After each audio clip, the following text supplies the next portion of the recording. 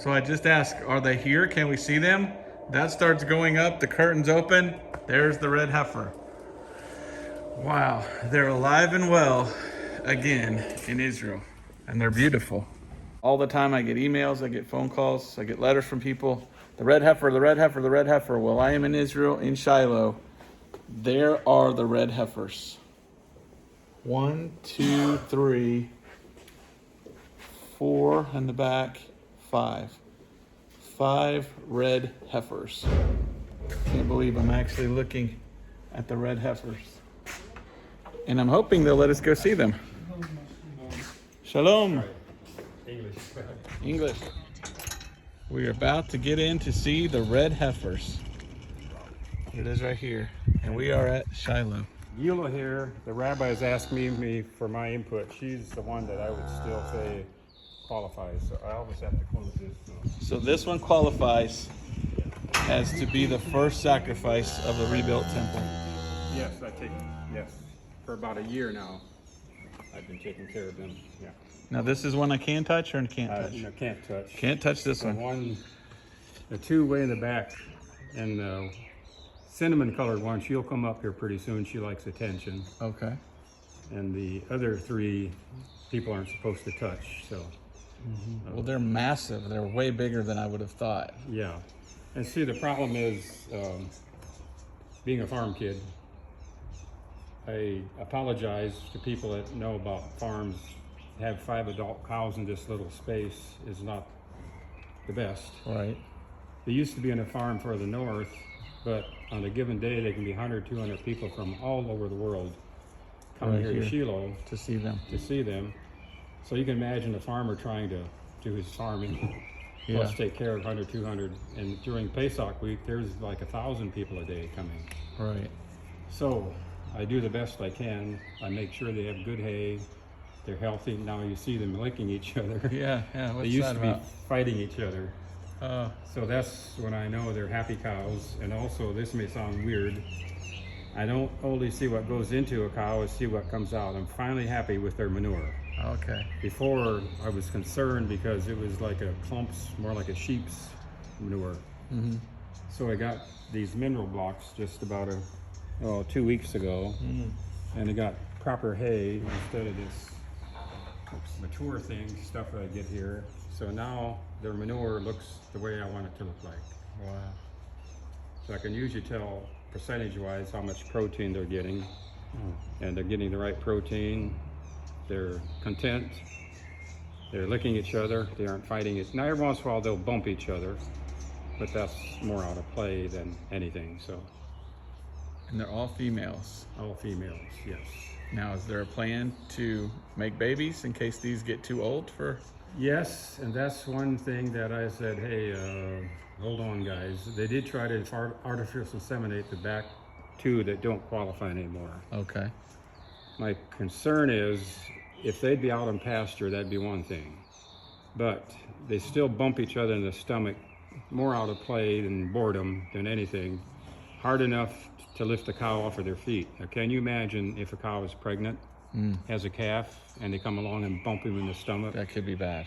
Then, let's say you have a calf. We're just not set up for it. So whenever the subject comes up, I say, hold on. Okay. So that's sort of my input, yeah. So clean here, everything. When I first came a year ago, and Segula here, the reason I say she's, if you want to, this may sound weird, but she's if the rabbis would ask me which one to be ready, I'd say Segula. Okay. Now, you see how dirty she is. She stays away, she's away from the rest of the cows. Usually she pops herself down over there where you have manure and stuff, instead of over here where it's nice and, bedding and stuff. Okay. But when I first came, they were all caked with manure like that all over. So usually they'd hire a tractor to come in, and because their manure was about this thick, they were lying in their own manure. So being farm kids, some friends of mine and I said, could we, clean out? And said, oh, sure, because usually they'd hire a tractor and they don't have the funds to do it. So we got forks and then wheelbarrows and shovels, and took 5 hours or so to clean it out because it was pretty bad. Wow. Then I said, well, the problem is it's going to be the same way again unless you get proper bedding. So I finally got this bedding. some and bedding. That stuff is expensive. I pay, for 30 bags, I pay $1,400. Wow. But my concern is I want to make sure they don't get anything that could injure them. Right. And this is the only bedding that I could find that cleans itself up. They actually at times chew on that stuff too, which doesn't hurt. So that's why it's expensive, but I'd rather buy something expensive that does them good instead of buying something cheaper that's going to injure them. That's sort of my philosophy. These are the red heifers that were flown from Texas. Texas. Can you tell us how, first your name is, Larry Jacob Bontrager. and how you got involved in this? Well, the quickest thing is that, and to say this half jokingly, but it's true, some truth to it. I'm from Indiana. The guy used to dig with his Jones, and guess what we were digging for? You know, Indiana Jones, Raiders of the Lost Ark. Gold?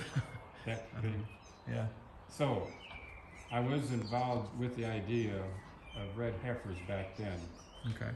So I was here for Israel's 40th year celebration, 1988, and a complete stranger started walking with me out of the Benyamin Uma Center. Said he came from the dig for the ashes of the red heifer. I never heard of the red heifer. So he said the key words, you want to go out and see the dig. So I went out there, met Gunlow Jones, who was the archaeologist. He was using the copper scroll, looking for, it says about the, there's what they call a kalal, container of the very first ashes of the very first cow that Moses burned was hidden for future generations.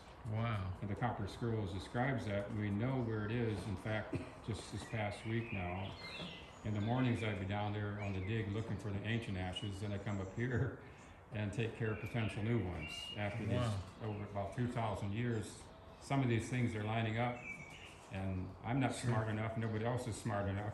We're just sort of watching to see what's going to happen next. So that's how I got involved, is through this complete stranger introducing me to the dig for the ashes, ancient ashes. So when I heard about the that there's some new red heifers in Israel, of course I wanted to see what they're like. And when I came up there, I said, these poor cows need some farm kid attention. So I've been here about a year now, and the thing I like to tell people that is amazing, if you read in Genesis 49, where Jacob was talking to his sons, he starts out saying something interesting. It says, this is for the latter days. And I can imagine his boys say, thanks, Dad, but what about now? He comes down to Judah, and he mentions Shiloh. And I realize there's different opinions about Shiloh. I'm just a farm kid mentality, Torah-wise. Where we're at Shiloh. Right. Next thing you read is about the nations being involved. Since I've been here, every continent in the world, nations, over 60 I've counted, have come to Shiloh to see the red heifers. Wow. Now the fun part I have, after that it says, you can tie your donkey to a vine.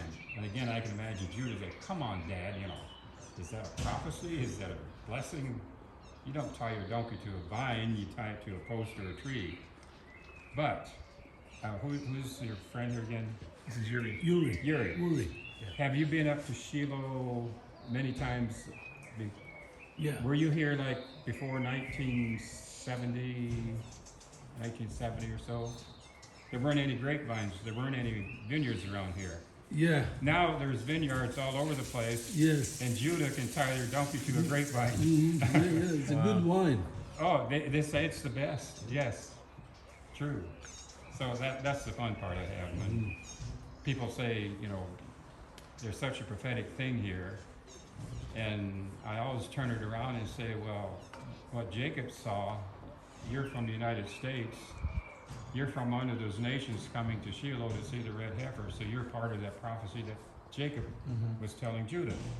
That's the way I look at it. In a very, because the reason I say that is people get very serious when they talk about prophecy. Right. So people ask me, well, Larry, since you're involved in such a possible prophetic thing, why are you going to think it's happened? That's what's going to happen next. And I jokingly say, I can tell you exactly what's going to happen next to the day after it happens. So people sure. laugh, and that's what I want, because what I come up with a statement, ideas, and teachings and beliefs are meeting reality at Shiloh, because for over 1,000 and some years, the red heifer has just been an idea. Now it's a reality. It's a reality. So people start thinking, now that it's a reality, what's next? So it makes people rethink what they've been taught, what they believe, and I say, hey, that's what they're here for. So we'll see what happens next. Okay, so Yeah. many Christians, see if I can get this straight, believe the temple will be rebuilt in Israel. And before they can do that, they have to have the ashes of the red heifer to purify the altar to reinstate the sacrifices, right? Yes, yeah. Now, this is the opportunity, these 5 for that. Mhm. And you said some rabbis say maybe 2 of them can't. Yeah, 2 of them don't qualify anymore. But you also said that somewhere, tell me more about that, Moses hid some ashes? Yes, if you read Numbers 19, where it talks about the red heifer, Mm-hmm. he says that some to use, some to put into a safe place. Well, according to Jewish writings, history, tradition, the idea was, because you can read it in one of the other Mishnayot, that there was the original ashes. Well, okay, I'll go back a ways. The idea that there have been 9 heifers burned so far. Wow. But whenever there be a new one burned, it always mixes the previous one in with the new one, Okay, all the way through. okay. So the idea is, according to Jewish tradition, is that if there is a new red heifer today, it would be, some would say, there's different opinions, it's not necessary, but if we would have the very original ones from Moses' time, that would be mixed in with the new ones, it would follow tradition.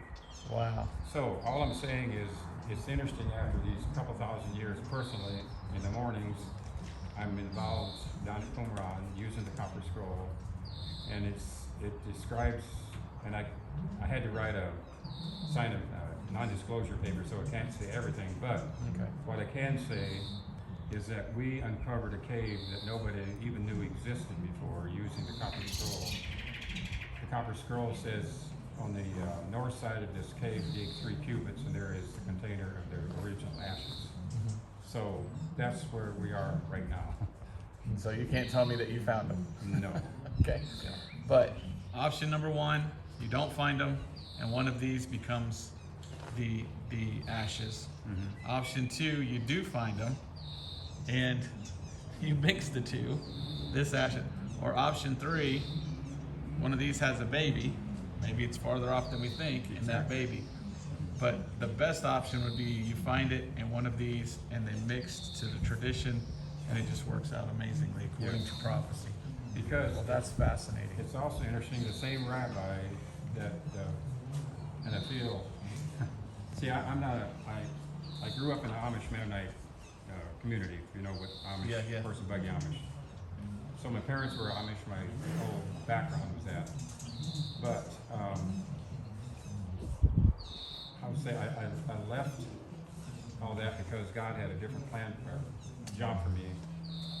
So my point is that after all this time, the possibility of finding the ancient ones and finding, or having a new one here, the same rabbi that I'm involved with, and he gave me permission, because I live by the Sheva Mitzvot, the 7 laws of Noah. They entrust me to be in charge of these. In fact, they asked me for my opinion, which one I recommend. The same rabbi, Zariel from the Temple Institute, is the one that gave me permission to work with the cows. He's the same rabbi. When we come across something on a dig, we have a couple rabbis out there, and he's also the rabbi that's involved in potentially finding the ancient ones. So the same rabbi is up to speed on both ancient ones and potential new ones. So again, that's just one of those things that it just, yeah, amazing, wonderful to have. Okay. And which is the one you said that was most likely? The little right there in the middle, yeah. The she's- one- Yeah, coming this The way. one coming this way. Yeah. This one here. That's Gula. Gula. Okay, yeah. Give me the names of them. All Okay. 5. And do they have meanings too? Yes. Okay. But our Hebrew person can tell us better. Okay. This is Segula. Segula, What would be the English? which means, what does segula mean? Skula, it's a purple. Purple. Yeah. Segula is purple. It's purple. It's a color. It's Yeah. purple. Okay. But What's- doesn't also have like a picture is like a precious, like Israel is Segula, God, Skula, Hashem skula. Segula. Also, it's a luck. You know, Yeah. it's Yes. for luck. Yeah. Okay, good luck. Okay. What's the next one? So here, yeah, Gila, that means redemption. Gila, Gula, Gula. Geula, yeah. Okay. Geula. And the next one, I always have to look at her ear. That should be Tikva. Tikva, right? What is hope? Okay. So precious, hope, and Then luck. behind her is Tikia. Tekiah, which is, Kia. that sounds familiar. That's a What is sound with tekiah? the shofar, isn't it? Ah, Shofar. Kia. A certain attention. Kia. Yeah. Yes. And then the Hama is way in the back. Chama. Nechama. Nechama. Nechama. Nechama. Or, in English, Nechama. It's I should have these things written down, but They should have their name on it. let me try it. Well, which one can we pet? I just want to say that I pet one of the red heifers. Can I do that? yeah, Segula back there. Segula, can you come here, Segula? How do you? I can bring her up, but right now there's some people looking. Oh, they're looking right now. As soon as they're done, I can trick them. They don't like me when I do it, but I. Probably the comfort. Comfort. Okay. Okay. So it's, no, this So one this I is- can't touch. Or No, can't this is Tikva. Tikva. Do not touch Tikva. Yeah. You'll run the whole thing. It's controlled by rabbi. It's controlling Yeah, the rabbis. the rabbi. It's sort of. It's not like Halakha, but it's just just to make sure. Yes. And nothing- with the sun on it, you can Absolutely. really see that red color. Wow. And see, what I made pets out of them. When it first came, they would be scared. So growing up on a farm, like for Amish Mennonite, you don't have high technology. So the main pastime we had was making pets out of our animals. So when I came here, I knew that you don't approach a cow. You sit and let them approach you. So I just put a chair here, and they'd come and approach me. Now I can walk, right in there, and Wow. they're okay. Yep. Fascinating. I want you to see if somebody's still. Okay. Well, this has been so Yeah, wonderful. There's quite a few people Yeah. looking right now. Thank you for all the information. And Yes. Okay.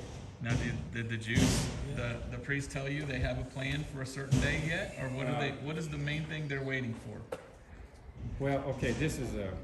I have to ask you: are you Christian, Jewish, or what? I'm a Christian. Christian. Okay. Yes, sir. So, I have this Jewish joke. Okay. The idea is, some people say you have to wait there until there's consensus before the rabbis go ahead. Okay. My joke is this: when did God ever need a consensus when He moved with Israel? Like when they left Egypt, was there a vote? Hey, let's vote for Moses. No, there wasn't. Hashem, God said, Moses. Right. When they came into the land of Israel, was there a consensus taken? No. They didn't vote and say, let's vote Joshua in. Hashem, God said, Joshua.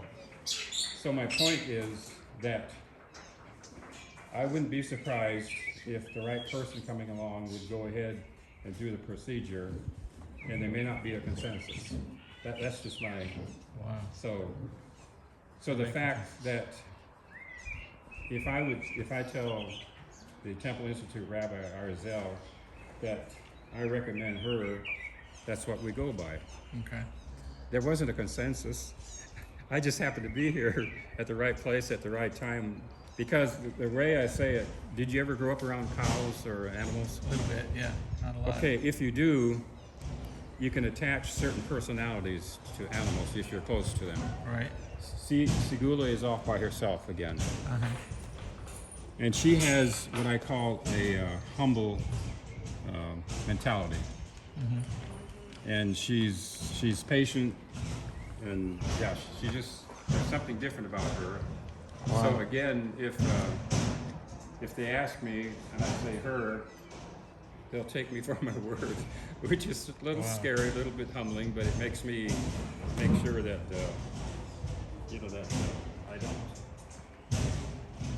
wait for defense. Right.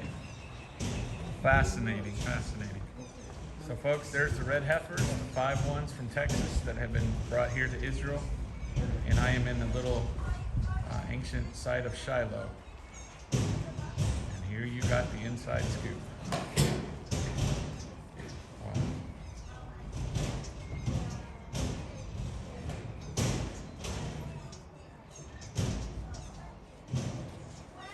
That is another interesting thing. Okay, I asked where do the rabbis want to do the sacrifice? The main rabbi that I know is involved thinks it should be done on the Mount of Olives. Okay. Technically, they always said that where you burn the red heifer, it has to be in sight of the Holy of Holies. Well, then the discussion comes, can you build a temple so the Holy of Holies is there and then do the cow? Or do you need to do the cow procedure, then you build a temple? Well, this is just my own farm kid idea. The copper scrolls that we're digging by also says behind 40 placed stones there's the Mishkan, or the tabernacle. So let's say in the next couple of weeks we open up the caves and there's a tabernacle. I wouldn't touch it. Not just any Jewish person would touch it, only the Levites would, but they wouldn't touch it without the ashes of the red heifer. They require purification. So my point is, if the tabernacle is there, it's pretty sure that it's there because you can follow it from the wilderness to Gilgal, to Shiloh, to Nob, to Givon, and then Solomon took it into Jerusalem when he built the temple. So the Copper Scrolls describes that Jeremiah was warned by God before the Babylonians came to take the things of the temple and tabernacle by way of ground, and we know where that tunnel is now, that to hide them there until God shows his mercy on Israel again. And that was written way back a couple thousand years ago, and today Israel is here again. So it's possible. Okay.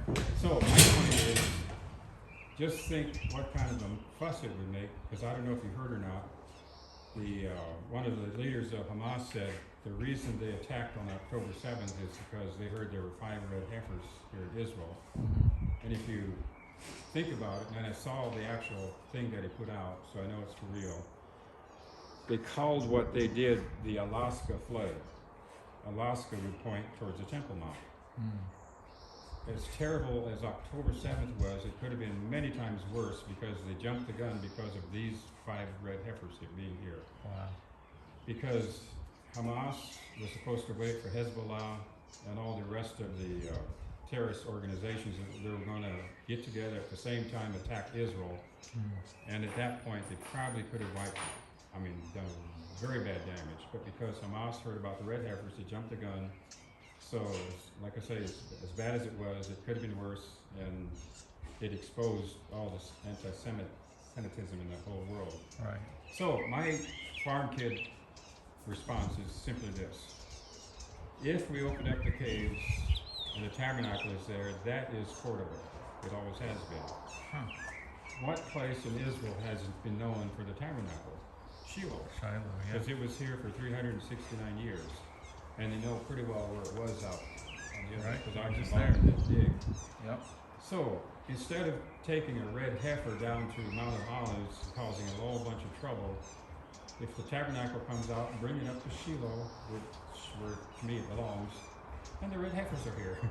Wow. That's my opinion. So that's a possibility for sure. And I start hearing more and more rabbis saying, oh, okay. That's why I say they all had their opinions, what to do, how to do it, everything. I say quite often God does hidden things behind the scenes while the focus is on the temple now. Out comes the tabernacle, comes to Shiloh, and we don't publicize it. We're not out. In fact, usually, I just ask, like the person, I'm telling you this, but if I know that somebody will make it public.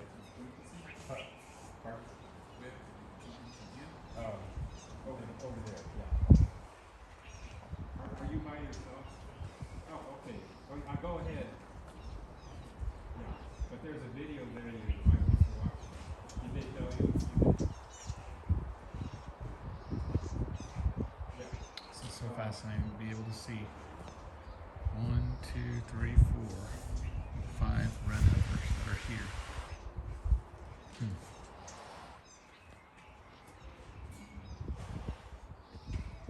I think this is one of the situations that I can tell a story if you aren't too much in a hurry yet. No. Sometimes I can only explain things in story form because you miss the whole point if I don't. Okay. So, yes, if the focus is so much on the third temple, and that's where most Christians would say, well, the third temple is being built, and then the Antichrist and all kinds of things like that. That's why I say ideas, beliefs, and teachings are becoming a reality here, because it could change the whole picture now. So what I'm saying is, while the focus is on the temple and everything in the future there, behind the scenes, the tabernacle can come out, end up at Shiloh. Then what Ezekiel saw, if you read Ezekiel 37, he makes an interesting statement. He sees the day where God is speaking through Ezekiel. God says, when my sanctuary is in the midst of Israel, then the nations will know that I, the Lord God, do sanctify Israel. So, in other words, the tabernacle has always been here at Shiloh in the midst of Israel. So the possibility of us, and I'll say it's a possibility, I don't know when, but we're so close that I've been involved in this for over 37 years on these digs, and we've never been this close before. So behind the scenes, if the tabernacle comes out, we're not making a big fuss about it. It comes up to Shiloh. The red heifers are here, everything. So the thing that struck me, and it showed me where I was wrong already, because I thought, if what Ezekiel saw, God says, when my sanctuary, most of my Jewish friends say that means the temple. And I said, look at it in Hebrew. It says Mishkan, the tabernacle, not the temple. When the tabernacle is in the midst of Israel, then God is going to do something that's going to get the attention of the nations, so much so because he's doing it, and it's going to affect all the nations. So my immediate thought was, he'll do something so wonderful that the nations just can't deny the fact that Israel is important, in God's plan, whatever. I was wrong. After October 7th, that which was hidden was made relevant. I mean, all over the world, it's just amazing. It was always there, but October 7th, because of the red heifers, there were all kinds of protests, in universities, and they don't keep it quiet anymore. They're out front, kill the Jews, everything like that. Yeah. So evil is being exposed before whatever God's going to do in His holiness, whatever you want to call it. Evil is being exposed first, and I was completely wrong there. I thought, it's going to be so wonderful, but evil is actually being exposed. So the red heifers, to me, are being used to expose evil because of the effect they had of being here to Israel's enemies. Wow. Now, there's an interesting little story. Back the day before we had cell phones, we were on the dig in 1994, and they always say that the idea of the red heifer ashes as water purification is so complicated, even Solomon didn't understand it. I said, come on, God. I'm a everyday farm kid. Isn't there something I can latch on to that I can understand? When we were at this place on I think 94, I met this rabbi that paints what are called, anyhow, paints these pictures, Kabbalistic pictures, and sends them all over the world. I came to this one picture that looked like this 3 ladies in 2 different stages of dress, but the front one looks like it had a sheep's head coming out of her stomach. I said, what's that one there with the sheep's head? He said, no. The first lady was when Israel came out of Egypt, they were birthed as a nation. The second one is the history of Israel. The third one was Israel today, and that's the red heifer, and it's time she is found. So he went on to say something very interesting, so practical. He said, the reason it's a heifer, if you look at most of the other sacrifices, it always just says a male. But the red heifer, it's a female. He said the reason is because if you think about in human sense, human way of looking at it, a male has his hidden potential, his sperm or seed, whatever you call it. The only way that he can see his potential or his essence, if a woman, the female, takes that hidden potential and 9 months later shows him the reality. He said, you understand that in the human natural setting. But he said, when the ashes of the red heifer are used, everything in nature that has been hidden, because quite often you hear this, God hides himself in nature. Or where was God when, Book of Esther, where was God, where was God? He was hiding himself. So he says that when the ashes of the red heifer are used, everything starting from creation till now will be revealed in a way that we've never seen it before, the same as the baby that a female shows a male, his essence, his potential, everything in history will become reality. And then he said, if you think about it, one of the main ingredients of creation was the fact that the male has a hidden potential, and if you need a female to make a reality. That's the balance. If God would have just created Adam and Eve and that was it, there would have been no children. The creation process would have stopped. So he said everything in nature, if you look at it, anything living, all of us have male, female. They need each other in order to bring out the potential. So at least I just felt that just makes so much more sense to me that what I see these red heifers are doing, people come with ideas. I came up with my idea, but I was wrong. I was corrected because of the red heifers. So that's sort of what I see happening when people say, Larry, you've been involved, what do you think is going to happen next? That's where my joke comes in. I can tell you exactly what's going to happen next the day after it happens, because I was completely wrong on evil being exposed all over the world, over against God being so wonderful, glorious, that the nations are going to, have to admit God is God, Israel is Israel. So that's what I see the red heifers doing. Well, whenever they are, or one of them is sacrificed, are the priests going to invite you? I'm pretty sure they will, yeah. Okay, so you'll be a witness. Yeah. Okay.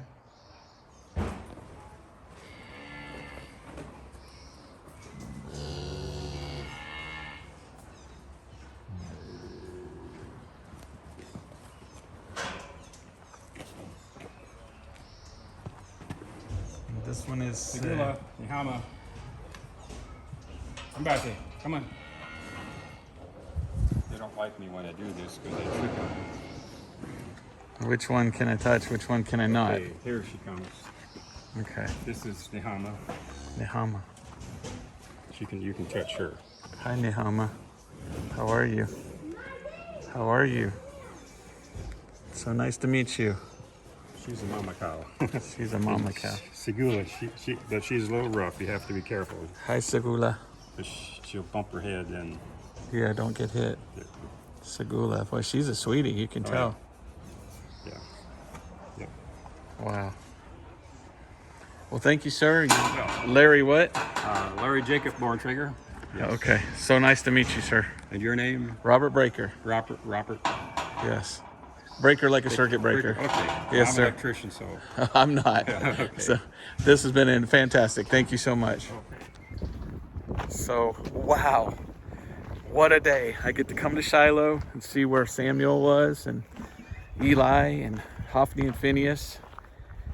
And little did I know, the red heifers were right in there. And I got to pet 2 of the 5 red heifers.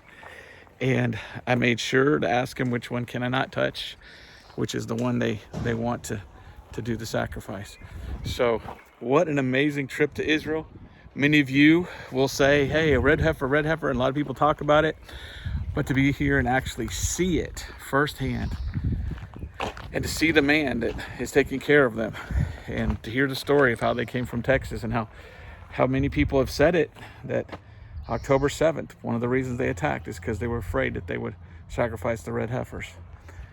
So, wow, aren't you glad you came to Israel? Thanks for coming along with me. See you soon.